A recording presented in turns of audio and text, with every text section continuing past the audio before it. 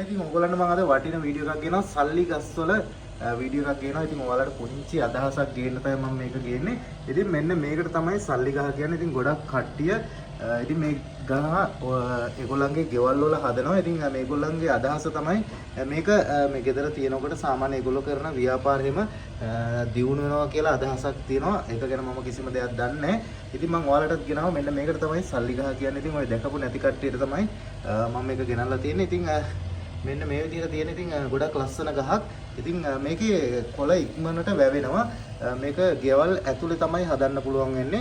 ඉතින් ගෙවල් වල ඇතුලේ මේ විදිහට ගොඩක් ලස්සනට හැදෙනවා. ඉතින් මේකට දවස් 2-3කට පාරක් වතුර දාන්න ඕනේ. ඉතින් ඉක්මනට මේකේ කොළ වැවෙනවා. ඉතින් මේකේ අදහස තමයි ඉතින් මේකේ කොළ වැවෙන විදිහටම ඒගොල්ලන්ට ව්‍යාපාර දියුණු වෙනවා වගේ අදහසක් තමයි තියෙන්නේ. ඉතින් ගොඩක් කට්ටිය මේක ලංකාවේ හදලා තිනවා ගෙවල් වල. ඔන්න ඉතින් මේ වගේ ඉතින් ගෙවල් වල නැති කට්ටියට මේ වගේ හදා ගන්න පුළුවන්. මේකට තමයි සල්ලි ගහ කියලා කියන්නේ. ඉතින් මෙන්න මේ විදිහට තියෙන්නේ. ඉතින් ගොඩක් උස යන ගහක් මේක වැලක් විදිහට යන්නේ.